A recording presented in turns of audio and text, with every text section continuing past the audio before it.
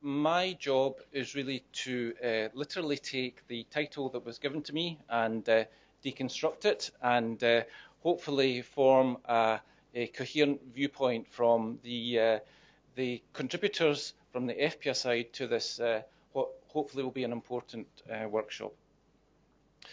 So the title given to me is Current Position and Expectations of Use in Modelling Simulation and Drug Development Regulated Decision Making. And the way I'm going to structure the presentation is to deal with it in three separate parts. The first is the current position, which really will be to try and, if you weren't aware already, to talk about more the challenge for the pharmaceutical industry. Then the second part is the expectations for use of modelling simulation, and that's where I feel there is opportunities for greater utilisation of quantitative approaches. And lastly, we're going to talk about drug development and regulatory decision making. And again, I'm going to return back to some of the challenges that we all face in making decisions, because one thing that we all share is a desire to make a correct decision. We may have different perspectives, but we all want to make correct decisions. So, first, challenges. The recent paper from the Nature journal was tracking the attrition rates across various stages of the drug discovery and drug development process, looking at activities that were either initiated through the time period of 1990 to 2004. And you can see that there's a fairly consistent and constant message there that the attrition rates, irrespective of which phase of drug discovery or drug development you're talking about, are rising. And the primary interest, of course, all of this is important and of interest to drug developers, but in terms of where the most expenditure and waste of resources and costs are attributed, it really is very fairly and squarely into both the phase 2 attrition rates and the phase 3 attrition rates. And you can see that perhaps even in the phase 3 attrition rates, the rate of increase is most dramatic. And I'm going to be following this theme through because there may be different causes in phase 2 domain to the phase 3 domain, and if there's different causes, then obviously there may be different solutions that we require. So let's look at the causes of the failure rates. In phase 2, clearly there is a large component of lack of efficacy, that the compounds were failing to meet the primary efficacy hypothesis. Interestingly, for the individuals who come from the clinical pharmacology perspective, you can see that pharmacokinetics really is not a big player in phase 2 attrition rates. Safety and strategic being that perhaps the indication is more appropriately served by other means, or the company chooses to withdraw interest in a particular disease area, are small compared to efficacy. And this is actually followed through into the phase 3 as well, where really this is a problem of primary efficacy, that whether it's differentiations from placebo, differentiations from standard of control, or differentiation from an active comparator, that really there is an issue around how the developers are handling the efficacy signal in their programs. And I put this slide in to say, well, we've had problems in the past, and this is an earlier study showing that PK and bioavailability was the largest single cause of attrition to compounds last century, but there was a solution has been identified and put in place. So now we really need to turn our attention to the challenges that we haven't met, which is around efficacy and other sources of attrition.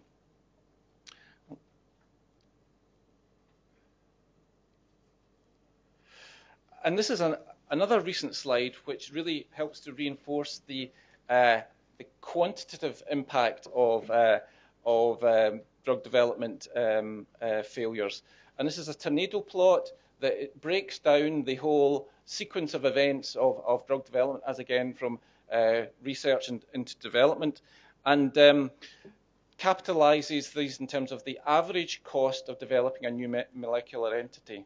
And what the authors in this paper are trying to do to say is, you know, if you are going to really target specific areas in the drug development process, obviously the areas that have the biggest potential resource savings are at the top end of this tornado plot. And once again, this is a probability of technical success in phase 2 and phase 3. So this very much dovetails into the previous slides that I showed. And what this slide helps to demonstrate is the range of the potential outcomes in terms of the capitalized costs that could be achieved if we were actually able to do something about this underlying probability of technical success for each of those stages. So that's the situation as far as the industry perspective. Really, before we come into solution modes, we need to identify the problems. And from a perspective of the industry, really, it's a phase 2 attrition rate, which, as I said, the underlying cause is more likely to be due to the target selection. The types of indications, the types of disease areas that the industry is working in now, the neurodegenerative, et cetera, are higher and trickier disease areas to work in, and the target selection is really key to that. One thing that's kind of obvious, but I'll state it anyway, is that really almost once you've selected the target and you optimize a compound to that target, you're almost preset in terms of how you can maximize the benefit and the risk of that compound, because it's inherent now in terms of how your target and your compound interact with each other. So clinical development, which is way after those selection criteria, can only do so much in terms of improving the potential for risk-benefit improvements. Really, we have to sometimes go back to the more foundational aspects, which are the targets that we're actually working on. And this is one of the motivations for the more systematic utilization of mechanistic or human system-based models, where we can have a more comprehensive integration of the science underlying the pathology and the progressions of diseases in the areas that we're interested in, and indeed to put any target selection into a more contextualized arena. The failure rate in phase 3 is an issue, as I said, and I think the causes of that are probably of a different etiology than the phase 2. And really, we should have acquired a sufficient amount of understanding of the evidence of the efficacy signal to inform decisions about whether we want to invest in phase 3 or not. And clearly, that these decision-making processes are not optimal, because we are failing to beat placebo regularly in phase 3. And that, I would say, is down to a risk decision issue. So from a modeling perspective, to bring it back to the modeling, we believe that there's a strong need for a systematic integration of both compound, specific, and disease area relevant information in a comprehensive, complete, and contemporary manner, so that we are formally propagating and initiating and maintaining our knowledge platform with which we can contextualize any individual compound or any individual study. So now going to move on to the expectations for use, and I've kind of teed these up already. We need to have an increased confidence in rationale for human efficacy, and we need to make better decisions. And this may be a bit obvious, but I'll say this anyway, that we're dealing here with a multidimensional and a multi-scalar problem. The idea behind this slide is really to show that we're targeting drug effects at one end of the spectrum of this graphic, but really we're monitoring and wanting to see results at the other end of the target. And the kind of time scale of events on the left-hand side to the right-hand side go across many different orders of magnitude. And there is a dimensionality and a longitudinal component that really helps to make this a complex and complicated problem to try and resolve. But try we will, and the way we will try to do this is really to try and structure the resolution to the problem. And what I'm saying here is that we have both vertical challenges and horizontal challenges. We know in drug development there is a sequence of events, and that's illustrated in this green rectangle, and that we need to adopt rationales that have to determine the pathways that any company is interested in and investing in, and then off the back of that kind of foundation, we select targets, we select drugs, etc., etc., etc. So we have these rationales that really are the pillars, the foundations of any successful compound and understanding of how to utilize compounds. And these rationales should be opened up to be transparent, to be questionable in the light of evidence. But we also have a vertical challenge in that we want information from early phases of drug development and discovery to propagate and inform what you do in subsequent stages of drug development and discovery. And indeed, we need that to be fed back because ultimately we need to update our understanding of the mechanism and the system that we're targeting. And I want to target on this one, which is the benefit risk and getting the right dose. This is clearly a key area for the regulators to focus in on in terms of this rationale. And obviously, it's a key area for the drug developers to focus in on too. And we'll be spending a lot of time in the next couple of days to be exploring this in greater detail.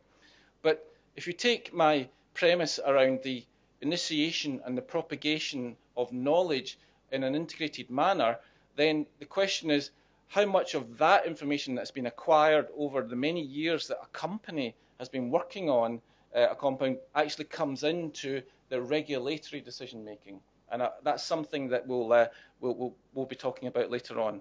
And obviously, the information, the body of evidence that we are creating will then go beyond, hopefully, the successful registration into the reimbursement and the payer discussion.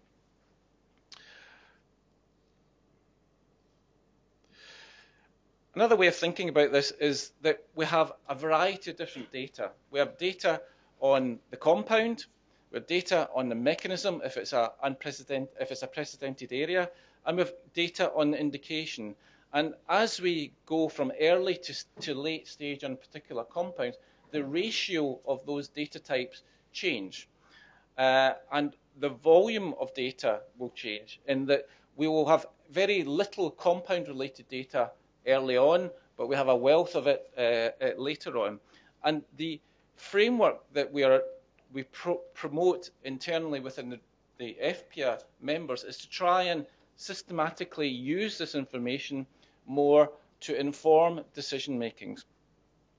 And the way we try to do that is really bring a level of quantitation into both the framing of the questions, what does success look like for any given compound at any given period of time, and a decision criteria, decision theoretics around how should we determine that the results of this particular experiment are giving you sufficient confidence that you want to move on a particular target. Because actually bringing this back to quantitation, both the questions and how you make a decision, can help assist you in optimizing any designs, any strategies that you're going to be taking.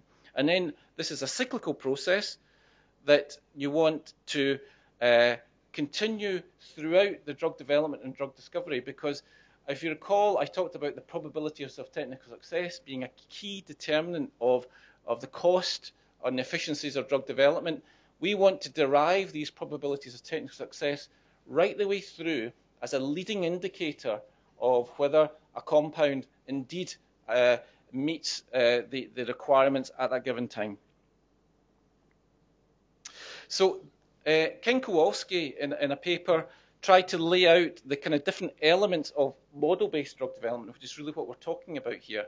And this is a very useful paper because it kind of structures the different types of models, that approaches that are there to serve different purposes. The narrow idea that models are just there to efficiently describe data is rather old-fashioned. We're looking for models to inform decisions. We're looking models to make predictions from and draw inferences from on the basis of valid assumptions and the basis of contextualization. We're looking for models to inform designs of studies. We're looking for models to inform program strategies. So there's a wealth of opportunities for different types of modeling approaches that are being utilized within drug development. And one of I'm going to focus briefly on two of them, and because I talked about this idea of information propagation, the meta-analytic approach is really something that is really coming to more and more prominence within the EFPIA members' walls. And meta-analysis has been around for a long time, and it's understood around the Cochrane type of approaches. But what I'm talking about more is sorry, step back. We also know that there's a lot of exposure now on network meta-analysis, where we're trying to synthesize information from direct comparisons and indirect comparisons to get a more complete and comprehensive understanding of compound attributes. Where I'm talking about is the more model-based meta-analysis, where we want to bring an aspect of longitudinal component into this, and that really requires to be useful in the most extreme, both patient level and summary level data to make these inferences. And a point here is that actually one of the reasons why modeling is promoted internally within industry isn't just a way about doing data analysis. As I said, it's actually about it generates data. It can generate data through this aggregation and this synthesis of disparate but appropriately related studies and trials across similar compounds. And that is a very useful and powerful tool to really have a more precise understanding about the level of confidence you have in any particular compound's attributes. And for this audience, I apologize, but I just want to make the point that there's different decision theoretic types. There is the decision theoretic types that are associated with the more confirmatory type of approaches, where the trial internally has to show or not whether a compound meets its primary hypothesis. And then there's the more probabilistic view in the world, which often actually is more amenable to the types of decisions that I'm talking about here, which is around whether to go, no go, alter strategies, design alternative studies to highlight key uncertainties. So there is different choices around different decisions types, and the trick here is to actually use these in a fit-for-purpose manner. So lastly, to talk about the challenges. I believe that what we are all in is the area of evidence-based medicine, and this is a quote that I really like and I use quite a lot, because I think it gets to the nub of it, that there really is a desire here to make decisions, to make informed and correct decisions, but using evidence, using the best evidence and using the current best evidence. And that challenges us all to keep up to date with the most contemporary and relevant pieces of information that we can bring to our decision-making process. The way I think about it is that, when we're thinking about evidence, well, we can talk about the weight of evidence, and one way we can try and determine weight is to use scales. On the one hand, we have the gold standard randomized controlled clinical trials and experimentations, the observations that we make routinely throughout the drug development and the drug discovery process. And then on the other hand, we have the inferences that we can draw. Now, these inferences can come from assumptions, they can come from the predictive models, and this is one way to try and use prior information in an informed way. Clearly, that's one way, and that's obviously a way that we would promote. Irrespective of whether you use prior information or you use modeling approaches, you always make assumptions. So you're always drawing some inferences that need to be more systematically examined and exposed for being relevant. But what we promote is the predictive models, because what that may do is help scale the balance to the level of evidence that you need to inform a particular decision. Now, I know that often there is a perception that people from the industry are really wanting to use models to get away from doing studies.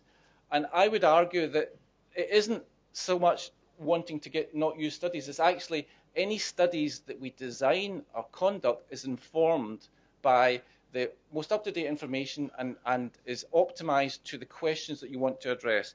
So I believe that there's a balance to be struck here, and that we need our information to help us actually design those studies.